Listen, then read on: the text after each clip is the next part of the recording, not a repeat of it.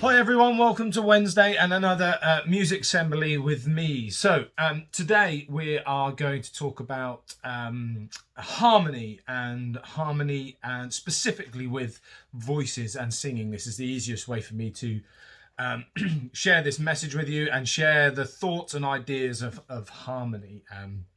So harmony is when we have more than one layer of musical notes on top of each other, okay, that work as a team, okay, to create a piece of music. Now, any instrument can have harmony when it's put with another instrument, and instruments like the piano, okay, you can have harmony by playing more than one note at the same time. So if you play two notes together, or if you are a young pianist and you can play a chord with three fingers already, then you are creating harmony. So it's a bigger sound with more notes involved, okay? And we can make some really lovely harmonies, and we can actually make some really not so lovely harmonies, okay?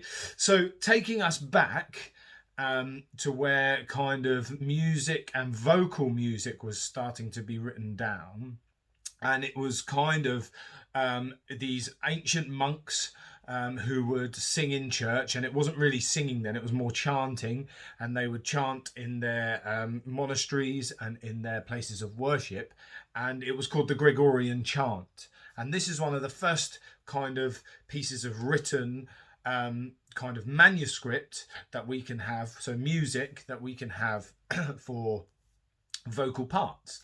Now, one part on its own is called monophonic. Mono, one line.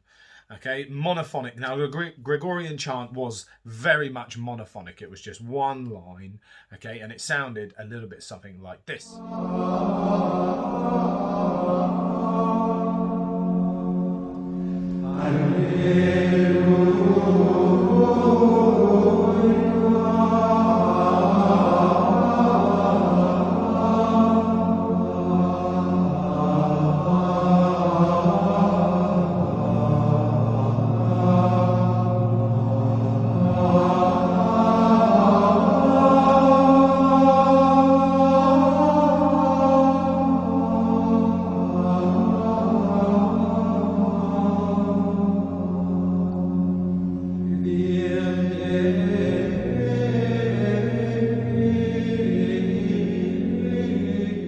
Okay, so there's the Gregorian chant. So after that, it kind of goes into a polyphonic style. Now, polyphonic is more than one, so two.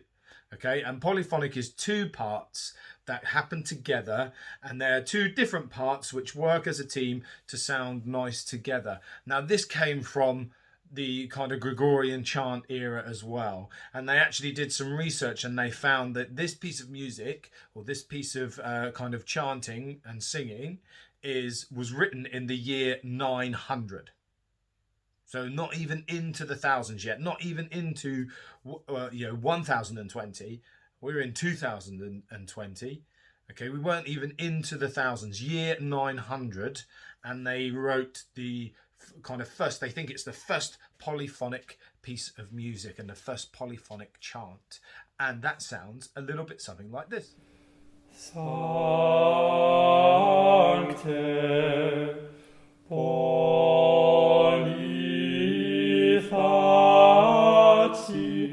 Mater inclite Christi teque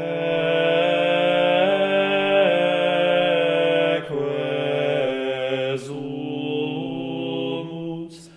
ut nos tuis precibus semper gratiae Dei commendare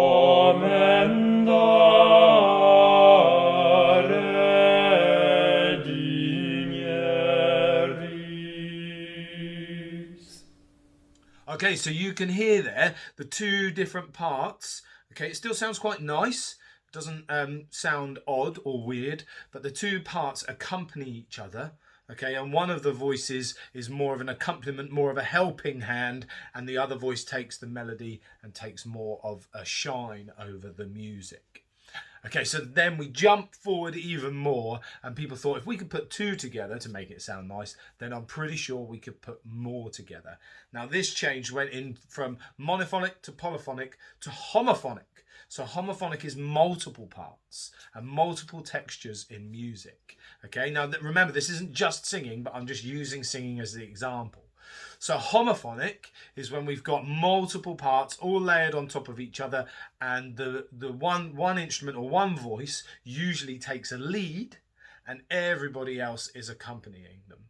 And the best way for us to see this and hear this is in our modern day choir setup, where we have lots of people singing, and we have usually some low men voices are the basses, some high men voices are the tenors, some low voices for the ladies are altos, and some high voices for the ladies are sopranos. And with those four parts, okay, we can get some homophonic singing and most of our choirs, and here's a very good example of that.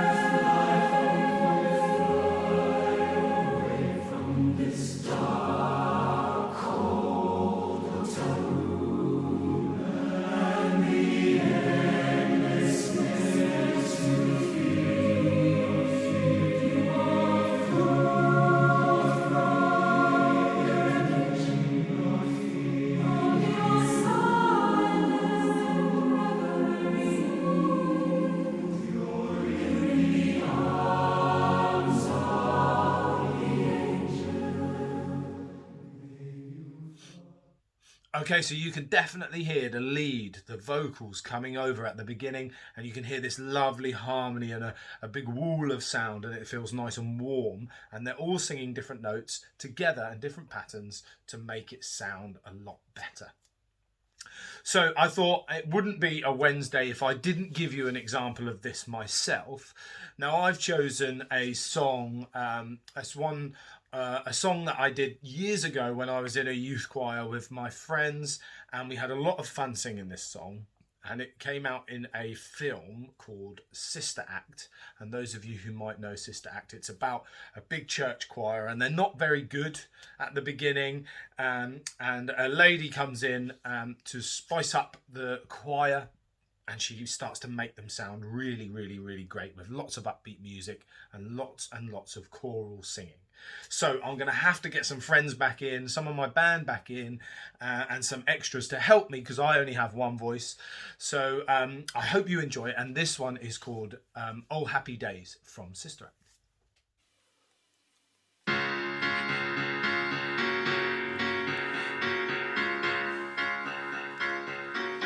Oh happy day, oh happy day,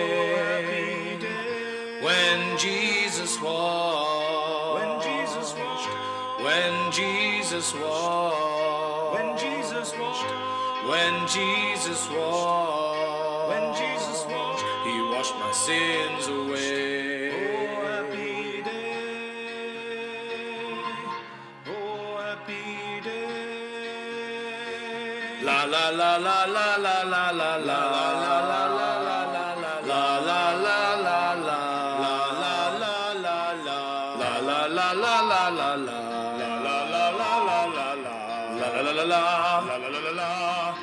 Oh, happy day. Oh, happy day. Oh, happy day. Oh, happy day. When Jesus walked. When Jesus walked. When Jesus walked. When Jesus walked. When Jesus walked. When Jesus walked. He washed my sins away. Oh, happy day. Oh, happy day. He taught me how. Oh, he taught me how to wash, fight and pray, to fight and pray, fight and pray. And he taught me how to live rejoicing. Yes, he did.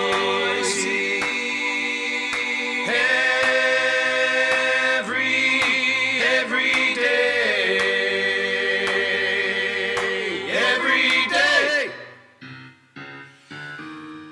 Oh, happy day. Oh, happy day. Oh, happy day. Oh, happy day. When Jesus walked. When Jesus walked. When Jesus washed. When Jesus washed. When Jesus washed.